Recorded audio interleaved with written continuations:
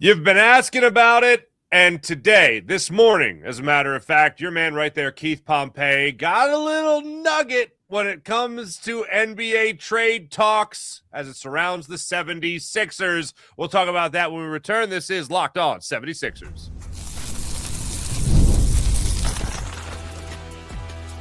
You are Locked On 76ers, your daily Philadelphia 76ers podcast, part of the Locked On Podcast Network. Your team every day. And we do thank you for making Locked On 76ers your first listen every day, part of the Locked On Podcast Network, your team every day, and now the #1 sports podcast network out there. This particular episode is brought to you by the great people at FanDuel. FanDuel has something incredible. Whether it's for last football action, whether it's for the NBA, it's your customer right now. If you're a new customer on FanDuel, you can bet just $5 and get $200 in bonus bets if you win. Just check out FanDuel at FanDuel.com.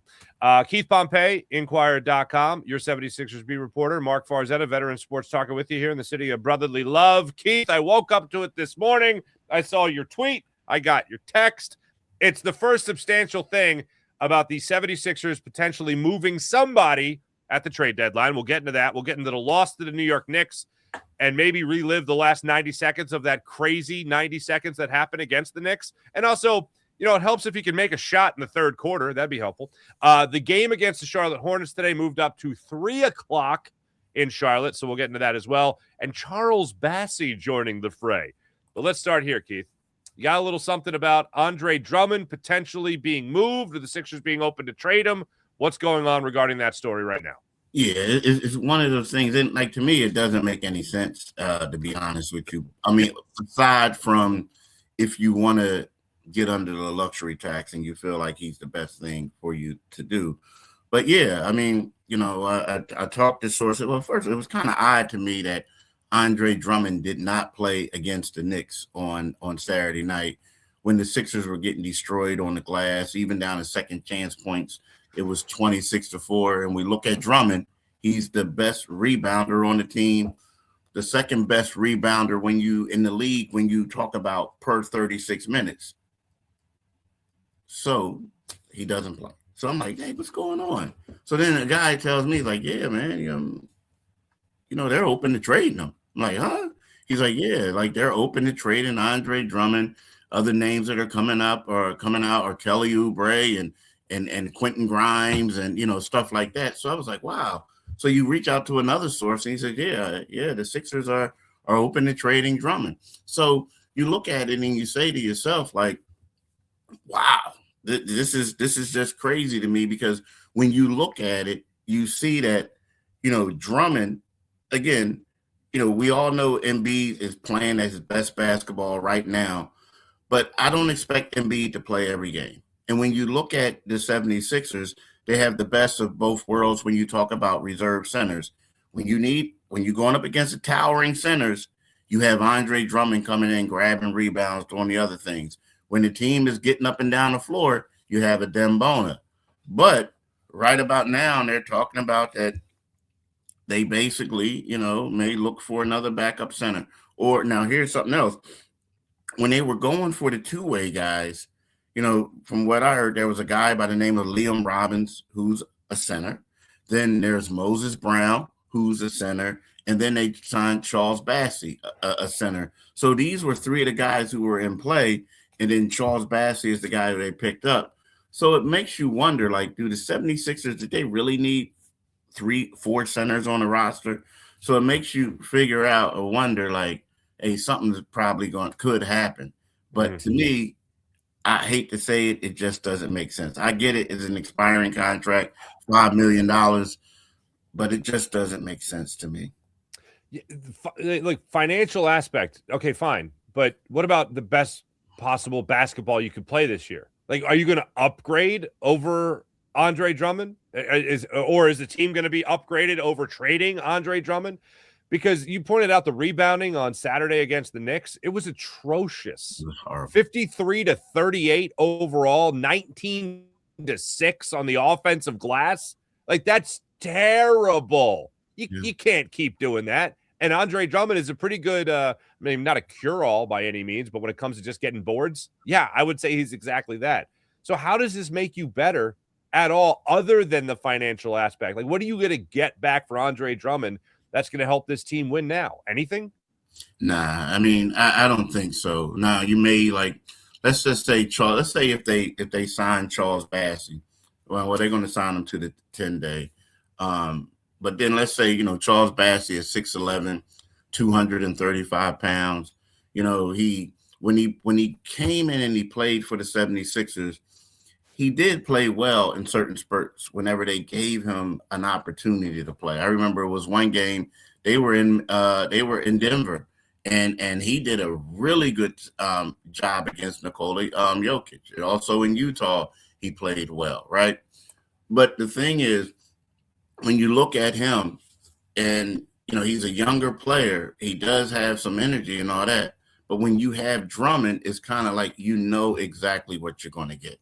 You know what I'm saying? You know that this guy is going to grab rebounds. I mean, there was a game this year where he had 20-something rebounds, a game. And then the crazy part is the one game that he played against Knicks, he had 14 points and 13 rebounds. So to me, it's like a financial thing. It could be, and I don't think that you're going to get somebody better. Now, again, you might want to see if Bassey give him a look, but it's one of these things that, let's be honest, Bassey was signed because they needed to bring in another guy in order to keep the two-way guys intact, to keep them playing. So with that being said, don't be surprised if Bassey spends a lot of time with the G League team, even though he's technically on the Sixers roster for those 10 days. But to me, I'm with you, Mark. I do not see it. I do not see it where we're saying you're going to go out there and get somebody better for this. Because think about it. When somebody comes in, they got to learn the system. They have to learn it. Yeah. So it's like 40-something games left or less than 40 games left. That's not a lot of time for somebody to gel. And especially the crazy part is we're looking at it. This team is finally starting to get healthy. They're showing us glimpses of why everybody expected them to be a contender in this league. So on the surface, okay, moving Andre Drummond. Wow, trade talk with the Sixers. But then you talk about what it could also mean. And hey, look, we're all rooting for it, but it's still the same thing that I'm not betting on, as we've talked about forever. Does this mean that this is a huge vote of confidence for Joel Embiid and how healthy the Sixers think he could be for the rest of the season? I mean, it could be, but I wouldn't be surprised if it's more so to do with financial. Like, I hate to say it that way. No, I get it. You're being real. Here's the thing. So we can say we have a vote of confidence for Joel Embiid, right? But we remember when what has changed? When Joel Embiid, the year before he got the MVP, the year that he got MVP, remember they had Drummond here too, but they ended up trading him too. That was crazy. Yes. But so the thing is now he's injured. We all know that Joel Embiid has yet to play a full season in his career. We all know that Joel Embiid has always been injured in the postseason, right? It comes a time where you need insurance. And while it might say insurance for Joel Embiid or this and that, and we know that the 76ers will probably won't bring Drummond back, or they won't bring Drummond back. The deal is you got to go all in right now. This might be your best chance to contend for a title. You have shown that you can beat the New York Knicks, although you lost to them this weekend. You have shown that you can beat the Boston Celtics. You had 2 leads up on the Detroit Pistons and you lost because they came back. But so you've been competitive in all these games. Why not just throw all your chips in the table and say, listen, we need to get out of the second round. We need to win a championship. And right now, Drummond has proven that he can grab rebounds and do some of the other things that we need. I don't know if you can get them. Now, if you can get a major upgrade, at a discount, do it. but I don't think you're going to be able to do it. That's what I'm saying. I don't think you're going to be able to get that major upgrade. No, I'm with you. I'm absolutely with you. You also mentioned, too, just real quick on this, you also mentioned people potentially interested in Quentin Grimes, and Kelly Oubre, which is two names that we've talked about before, but that's new that you've said teams actually knocking on the door. I don't know if they're not. I think like this. You know how that thing goes. Yeah, they're knocking on the door, but at the same time, I don't. They're just doing their job, due diligence. Well, it ain't really knocking on the door. It's like the 76ers, could consider, like, you know what I mean? Like their names come up. So it's like early. What happens is, you make these phone calls. Hey, what are you guys doing your job as a GM? Like, You're doing your job as a GM. Like that. Yeah. Yeah. So, but I will say what is significant though with Andre Drummond is not playing against the Knicks. That's very significant, I would say. Extremely significant. Yeah. Although they can come out and say matchup problem, they want small, this and that. But at the same time, when you see these rebounds, everybody getting them, you would think that the best rebounder on the team, you need to put them in the game. Yeah. Yeah, matchup problems. Okay. Yeah, how the matchups going for you? Out rebounded by 15. Get out of here. All right. When we come back, we're going to talk a little bit about that Joel Embiid fella and what he, especially in that first half against the Knicks, and then the wheels coming off in the third quarter. We'll talk about that when we return. This is Locked On 76ers. Back after this on the Locked On Sports Network.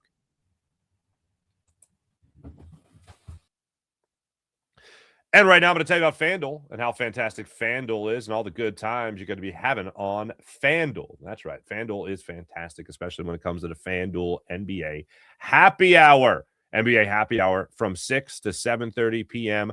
Friday nights, Eastern time, of course. 6 to 7:30 p.m. Eastern time, Friday nights, NBA Happy Hour on the FanDuel app. NBA Happy Hour is your official pregame, a limited time window where special offers drop right inside the FanDuel app before the action starts. Fridays from 6 to 7:30 p.m. Eastern time have become appointment viewing with NBA Happy Hour. Opening the FanDuel app during Happy Hour always brings something new. Boosts, bonuses, and surprises. It's easy to check the weekly special before tip-off and make a move before the window closes. Timing is perfect, right before the games tip off, right as the weekend gets underway. So, right before tip-off, check out the FanDuel app and see what's dropping on NBA Happy Hour every Friday from 6 to 7:30 p.m. Eastern time. A little basketball, a whole lot of action, and a lot of excitement as well. And some Friday night energy. That's NBA Happy Hour only on FanDuel, the official sportsbook partner of the NBA. And, of course, the Everydayer Club. Hopefully you guys are registering for the Everydayer Club and becoming a member to get ad-free audio of the podcast of Locked On 76ers. And we, again, thank you for making Locked On 76ers your first listen every day, part of the Locked On #1 sports network out there. Access to ad-free audio for Locked On 76ers, compatible with Apple Podcasts, Spotify, and other major podcasting platforms. So make sure you guys check it out and go to LockedOn76ers.supercast.com. That's LockedOn76ers.supercast.com. 28 points, first half for Joel Embiid against the Knicks, Keith. Mm-hmm. Thunder slam down the lane, and I mean this is no slight to Joel Embiid, one of the most athletic, explosive plays I've ever seen him have in his career, all right? Did not expect to say that at the season started. Thunder slam. He's had two of the biggest dunks I've seen him have in the last month of the season, maybe more so than his entire career. He looks extremely healthy. He looks great. Wheels fall off for everybody in the third quarter. No points for Embiid. 13 points for the team in the third quarter against the Knicks. Fourth quarter, we'll get into that. What happened in the final 10 minutes of that game, especially the final 2 minutes. But Joel Embiid's first half, Keith, the floor is yours. It was phenomenal. I mean, it was really good. I mean, it was like to a point where we look at it and we say to ourselves, okay, he's back to playing at an all-NBA level, not all-star level, all-NBA level, right? Now, it wasn't that way in the beginning of the season. So if he doesn't make the all-star team, I could understand a little bit, you know what I mean, just because of early struggles he had. But he's definitely playing offensively, probably the best, not the best, definitely the best he's played in a couple of years. But I think maybe you can argue that he is offensively, has these last 4 games, has been the best stretch of games by any post player in the league. Any. Like, those over these 4-game spans. He's averaging 33 points, 10 rebounds. He's shooting ridiculously like 58% from 3 over those games. And you remember for most of this season, he was struggling. So, this first half was phenomenal. The only thing I don't like about when Embiid dominates play early on, the only thing I don't like is there's a lot of standing around. And then if Embiid does not continue to take over, guys have a hard time getting started, it seems like. And it just looked like in the third quarter he didn't do much and nobody else did. So to me, it's like I love it when you see him dominating. It's great. But at the same time, we got to have a little bit more ball movement if the 76ers are expecting to continue that type of success through 4 quarters. Yeah, the thing that really blows me away about Joel Embiid is, I'll go back to it, the athleticism. Like, he's never been an explosive center. He has made his money, and he has been great kind of being methodical. Like, you don't really see him, explode back to the basket for big dunks or anything like that, or really drive the lane hard for big dunks. Like, you don't really see it. You haven't really seen it. He gets his fouls, he gets his outside shots, he works his way to the basket. Like, he's for a huge dude, he has been mostly a finesse player. And look, it's brilliant to watch. Watching his career when he's out there and he's on, I remember the game winner he had, I'm blanking on it, but it was a couple of years ago. Gets the ball around the foul line, dribbles behind his back, fadeaway jumper, good. Sixers win the game. Like, that's a 7-footer doing that. Like, the athleticism in that regard, the finesse moves he can make at that size are spectacular. The footwork, incredible. But seeing him be as aggressive as he has been and as explosive as he has been really over the last month, you mentioned the last 10 games, absolutely. But really over the last month, that athleticism has been there. Look, I didn't expect Joel Embiid to play in more than half the games the Sixers have had so far this season, and he's done that. I certainly didn't expect him to play in the season opener, and I still can't believe that he played in the season opener, but here we are. To see him play at this level is so unbelievably refreshing. But to your point, when he has 28 points in the first half and you see that standing around by other players, you got to be thinking, if you're Tyrese Maxey, if you're Paul George, if you're Kelly Oubre, you're Quentin Grimes, you're whoever, you got to be ready in that second half because, look, they're going to either key in on him, they're going to try to take him off his game somehow, and you got to be ready to knock down those shots. And I can't think of a better way to hit that reset button than actually stopping the game for 20 minutes, having that halftime, and then coming out and hopefully finding a way to be ready. And that has been a huge problem for the Sixers all season long. They got away from it in a good way over the last couple of weeks, and then it came roaring back, unfortunately, in this loss. And it ended up really, you look at that third quarter, you get outscored 30-13. That's a hard one to bounce back from. Even though the Sixers in the fourth quarter were down 17 with about 10 minutes to go in the game, they started their way fighting back into the game. But bottom line is, when you see Joel Embiid cooking like that in the first half, you got to understand that in the second half, you're going to be called upon to keep that level of play from the team, not just the individual in Joel Embiid. Yeah, and the one guy, and we keep saying this, and I feel like we're, basically repeating ourselves over and over. When Joel gets off, I mean, when he dominates play and the ball move, there's lack of ball movement.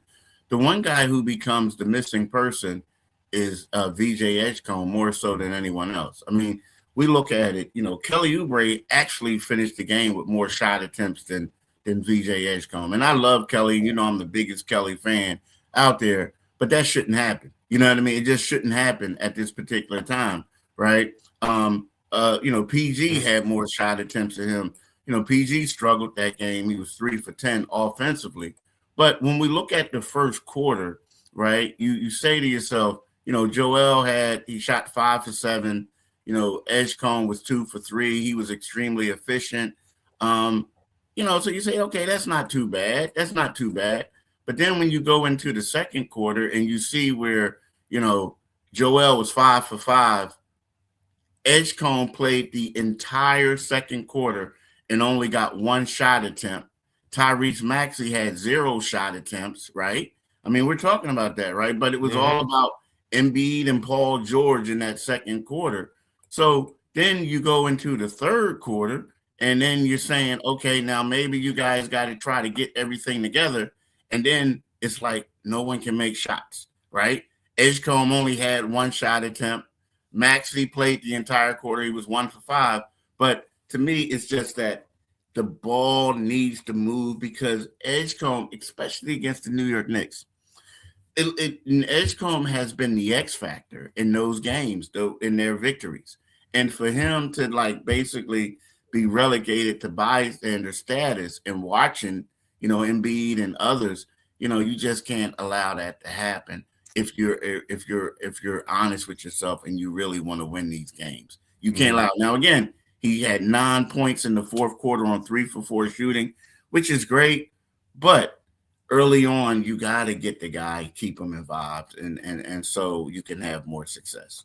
Yeah, the other thing is Edgecombe had the only clutch shot as the Sixers were going down to the wire there against the Knicks. Oubre missed a shot that would have made it, I think, a 5-point game or a 7-point game with about 6 minutes left, a corner three, then another corner three with about 3 minutes left, and then VJ is the only one. He hit the three that made it a 2-point game, 104-102. And then the Knicks responded with back-to-back threes from OG and Landry Shamet. I think both were from the corner, and also both ended up just the Sixers defense just staring at them as they're shooting wide-open corner threes. Not ideal, I'll just say that. But Edgecombe was the only guy to knock down that clutch shot, and that was with about, I think, a minute left in the game. And then it seemed like, Keith, all hell broke loose. You had the Maxey play. Look, Shamet fouled Maxey with whatever it was, 33 seconds left in the game, if that. And then Maxey throws up a prayer, but the foul was never called. So it's like, okay, well, where's the call when they're intentionally fouling? And then why would Maxey so late after the whistle? And I get late whistles are commonplace now in the NBA, but it looked like just Maxey just threw that up for whatever reason, and that was that. And then Edgecombe had drew the offensive foul. They reviewed it. They said it wasn't. And then this was really puzzling to me, Keith. Jalen Brunson looked like he ripped Joel Embiid's arm off the basketball. Like on the final possession by the Sixers as they were coming up from one last, I guess, Hail Mary attempt. But it was wild to watch that sequence transpire with the officiating. Now, I just want to say this. We just talked about the things the Sixers did wrong. We're now talking about the other things that annoyed us, or me at least, and that's the officiating. Yeah, and I get it. But you know what? Here's the thing. Like, the one thing that I looked at, and I get it, like the Embiid thing, a lot of people talked about they got upset and this and that. But to me, I get, like, Maxey, when you look back at it, he did touch him. He, like, tried to do the attention. They didn't get the foul called. But you are right. Like, I would not have thrown up that shot the way that he did. Yeah. Like, once you didn't get the call and you knew you were, I mean, like, dude, he fouled you, and then, like, maybe a couple steps happened before you threw the shit up, right? Yeah. So like, to me, it's kind of like, yo, that was just a bad shot at that particular time. And then it was one of those things where we're looking at it and you're saying to yourself, like, oh, I'm gonna get a foul call. Like, I'm upset that I'm not getting the foul call. You never get foul calls. So why you gonna get one now? Like, how you gonna get one now? Like, you just don't get the foul calls. So, and then the Embiid, he got the rebound, and then OG got the steal. Looked like he was fouled again on that one. But to me, the game was lost at that possession. And, well, first of all, the game was lost because of second chance points and the lack of rebounding. Yes. And the Sixers did a valiant job of coming back. I have to give them credit for that. But that was that heave was a little bit too early. You know what I mean? I would have loved to see them to, like, continue to run out the clock, or not run out the clock, or continue to execute the play that was supposed to be executed, besides just throwing up something, hoping and praying that they're going to give you a foul shot. Yeah, I want to correct something real quick. 33 seconds left was the VJ offensive foul drawn that was overturned. 5.8 seconds left was the Maxey heave after the non-call on Shamet's intentional foul. Everybody got that? And then when they went to the line, the Knicks went to the line. They sent Jalen Brunson to the line with 5 seconds left. after an Edgecombe personal foul. That's when he missed both free throws. And Embiid, I thought, was fouled by Brunson, and it wasn't called. So that was the last 33 seconds of that game. Yeah, not fun. Yeah, all right. Hey, when we come back, we got to talk about the change in time for the game today. Also, a little bit more on Charles Bassey. I want to get in that as well. This is Locked On 76ers and the Locked On Sixers YouTube channel. Back after this. And now it's time to tell you about the Gametime app. Download the Gametime app, create an account, use promo code LOCKEDONNBA, and get $20 off your first purchase on the Gametime app. Gametime app is fantastic. You know why? Because it gives the advantage back to the fans to get you back into the game. You want to go to a game, concert, or comedy show? Gametime app is what you need. Also, their seat view is incredible. You can actually see the vantage point from your seat before you buy it. You can also see the final price of what you're buying before you buy it. So there's no sticker shock, no surprise at the end when you go, how do these $30 tickets become $40? What happened here? All right. Buying a group of four adds up. Gametime app shows you the all-in pricing before you check out, so there's no surprise. Also, the zone deals, you can help unlock great seats at even better value on the Gametime app. So take the guesswork out of buying NBA tickets, concert tickets, comedy show tickets, NFL tickets, MLB tickets around the corner with the Gametime app. Download the Gametime app, create an account, use promo code LOCKEDONNBA for $20 off your first purchase. Terms apply. Again, create an account, use the redemption code LOCKEDONNBA, LOCKEDON NBA, for $20 off your first purchase on the Gametime app. Get in the game with the Gametime app. Locked On 76ers, Keith Pompey, Marc Farr. Is at 3 o'clock today because the storm is weird in Charlotte, apparently, Keith. So they're doing a 3 p.m. tip-off today with the Sixers in Charlotte. All right, you don't have to go down there, do you? Nah. We couldn't. Nobody make it. no one from the Philadelphia media there. Yeah, I don't think so. Maybe like Ala Abdul. I think the TV crew, but outside of that, okay.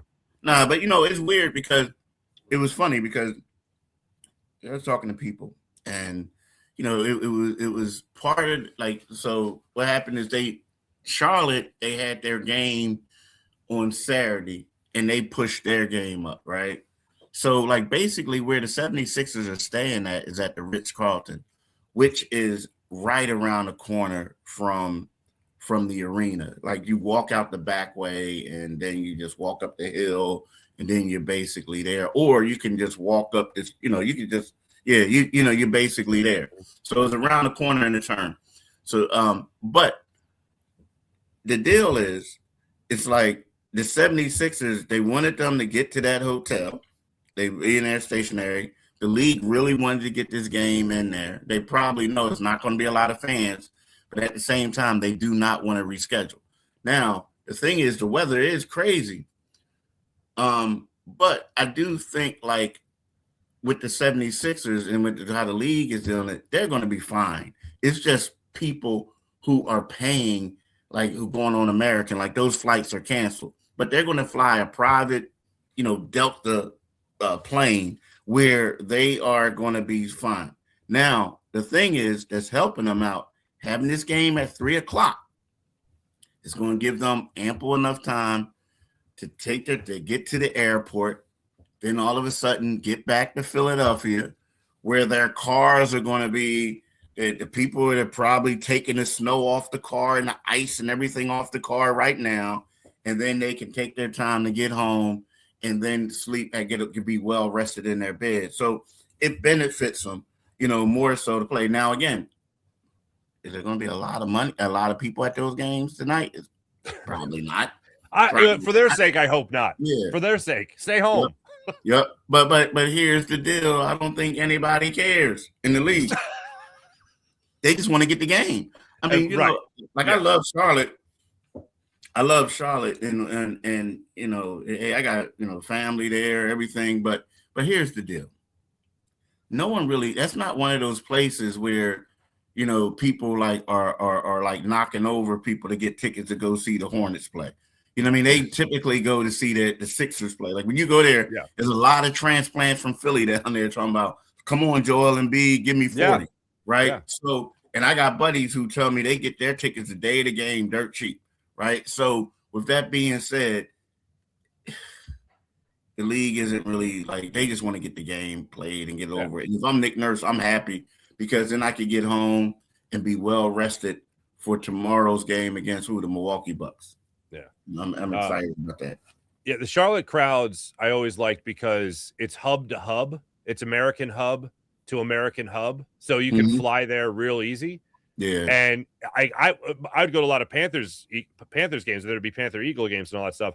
And you're amazed. It sounds like a home game for the Eagles, and Sixers games. It definitely comes through on the TV when they play because you could hear the hub to hub commuters to check out these games. Keith Pompey, Inquirer.com. Make sure you guys are reading, especially the story today that does highlight Andre Drummond. That's on Inquirer.com right now. Marc Farzetta with you here, Locked On 76ers. Thanks for watching. Thanks for listening. Make sure you guys like and subscribe, Locked On 76ers. And to everyone who's got to deal with the snow, best of luck. But I stress, know your limitations. If you shouldn't be out there shoveling a whole bunch of snow, don't be afraid to take breaks. And maybe be like me. Take a little whiskey, a little cigar, have yourself a good time. Keith Pompey, Marc. My man was like, he was at the Alps yesterday.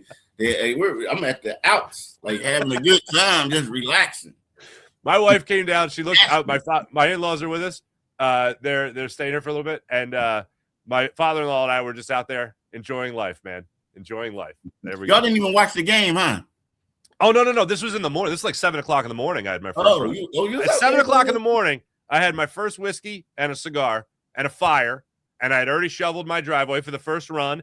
My neighbor's walkway, quite a bit of neighbors' walkways. I was ready to go, man. It's time to shine. Time to shine. I see.